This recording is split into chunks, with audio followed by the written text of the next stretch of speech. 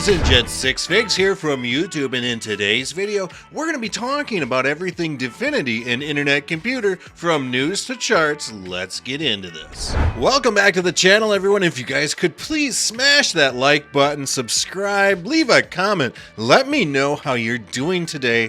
What cryptos are you holding? The whole 9 yards. Dump it on me in the comments, folks. We got an awesome opportunity to mingle with the Dfinity community and leadership here. There is an ICP party in London, November 9th, Wednesday, 6 p.m. to 10 p.m. at Token 2049.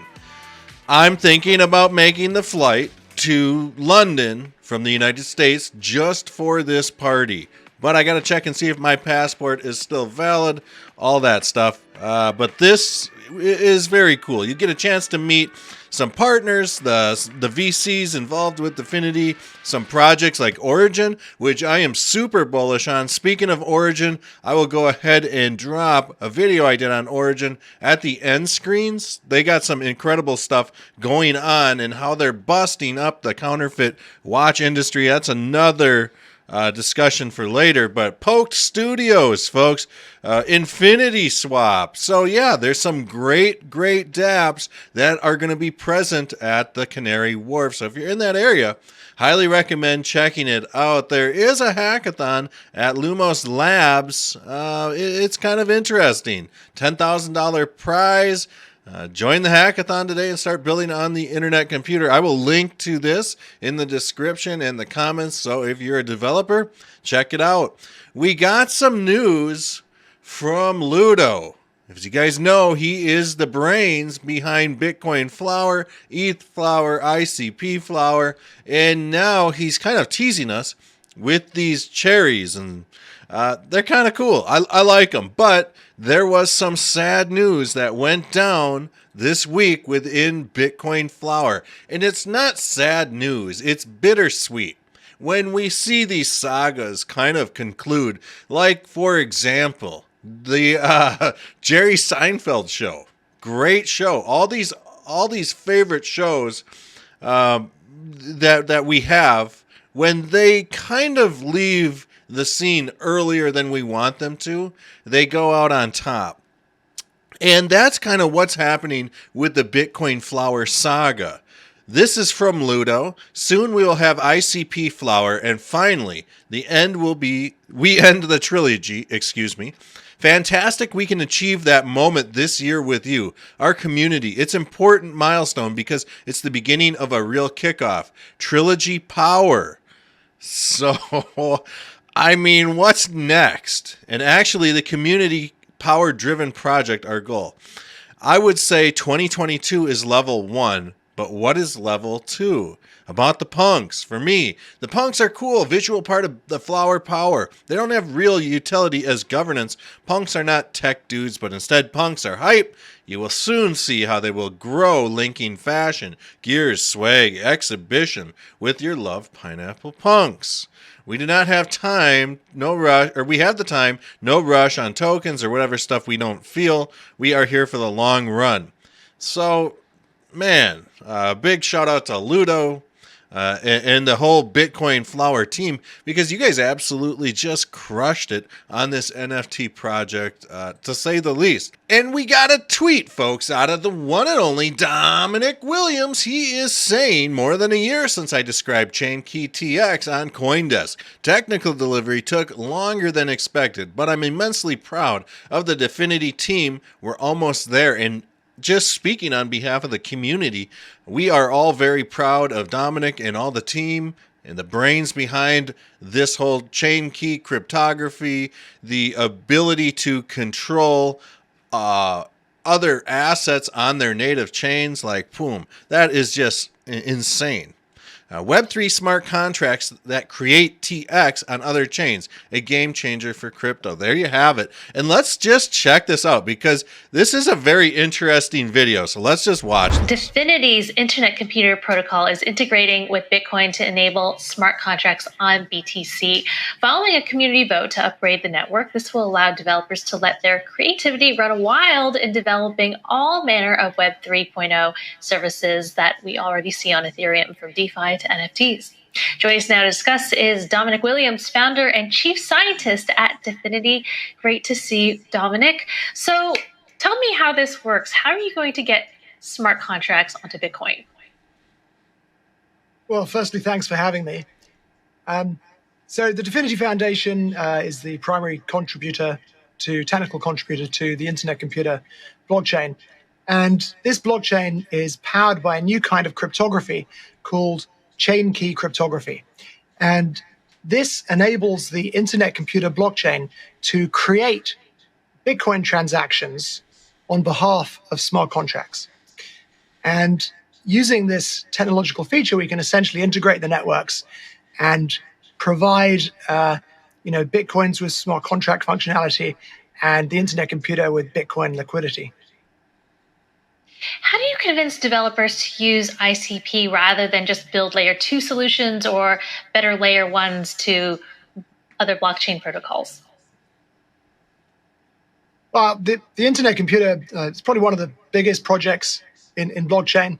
Certainly has the largest R&D team, and it finally underwent Genesis after almost 5 years of R&D, 10th of May earlier this year.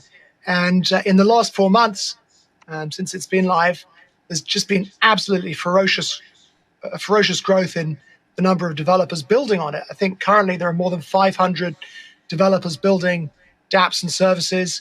They've created about 9,000 canister smart contracts, many of which are very sophisticated dApps, decentralized applications. And what's really exciting to see is that the active users of the dApps they're building on this blockchain are growing too. So on the Internet Computer, smart contracts can actually serve interactive web content directly into your web browser. So it's the only blockchain where this happens. So it's true Web 3.0. There's no cloud, no Amazon Web Services, no data centers. The smart contracts are actually directly serving content into your browser, and you can interact with them directly without intermediaries. These dApps support something called internet identity, and in the last 4 months, I think about 1.2 million internet identities have already been created. So the growth is tremendous. How is this different from, say, other projects that claim to have smart contracts and decentralized finance on Bitcoin, such as Sovereign and Rootstock? I can't comment on Sovereign, but Rootstock is a side chain. So this was a technology invented by Blockstream, a lot of Bitcoin Core developers back in the day. It's an interesting technology. It allows you to essentially create wrapped Bitcoin on another chain via these two-way pegs. So, with Rootstock, somebody is able to sort of commit Bitcoin on the Bitcoin blockchain, and then it appears on the Rootstock blockchain as what they call smart Bitcoins. It's another form of bridge, really. The difference with this is that the Internet Computer can create Bitcoin transactions. And this means smart contracts on the Internet Computer will get their own Bitcoin addresses, and they will be able to receive and send Bitcoin. But those Bitcoin actually move on the Bitcoin blockchain. So, for example, a smart contract on the Internet Computer could send Bitcoin directly to your completely standard Bitcoin wallet. And what are some of the first projects you're anticipating? You mentioned a whole slew of developers who are just gearing up to build. So what are some of those first steps? I'm probably not the right person to ask. There are so many, I can't keep track of them, but I can tell you about some of the ones that I'm personally familiar with, which I'm very excited about. One's called Open Chat. Open Chat is the first chat service to run entirely from the blockchain, where all of the chat data and all of the chat messages are stored and processed by smart contracts.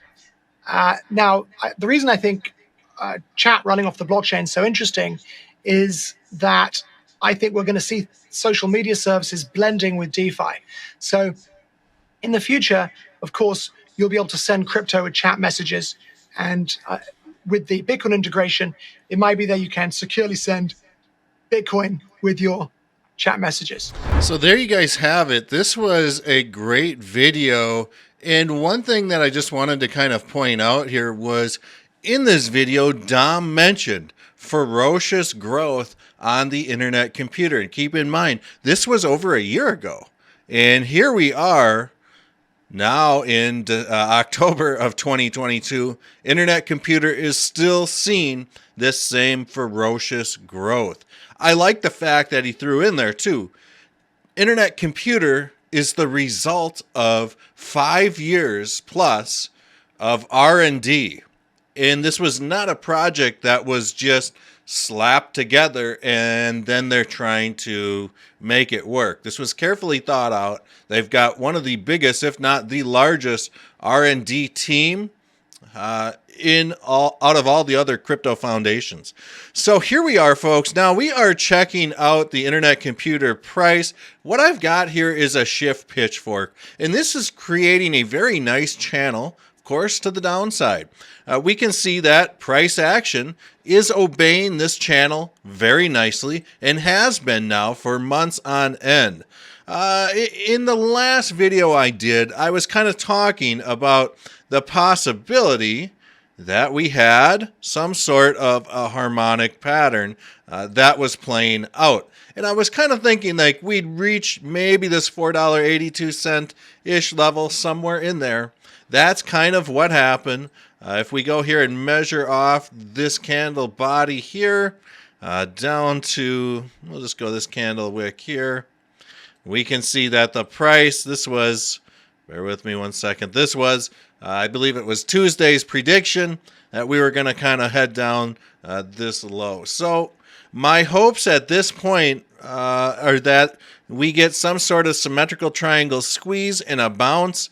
I think that this $5.25, maybe $5.50 range could be the next resistance point for price action. We're looking at a daily chart as well, but we can kind of see the distance between the price action right now and this Ichimoku cloud is kind of far away. And we can kind of see, when price action gets kind of far away, we see it start to gravitate back towards the cloud a little bit.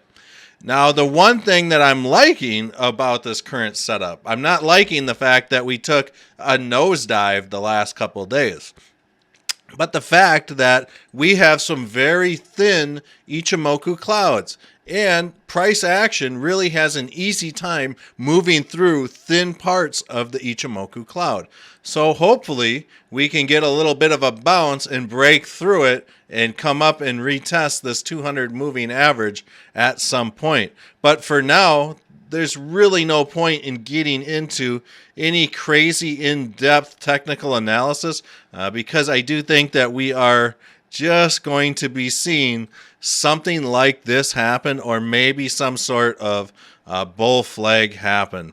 For the time being, I would expect to see these prices on ICP really kind of range between this $4.80 level and really $5.29 level, maybe this $5.45 level going into the weekend Bitcoin close, stuff like that. We could almost make the argument that, hey, there may or may not be some sort of, head and shoulders or inverse head and shoulders pattern here. You could make the argument that price action is squeezing into this descending triangle.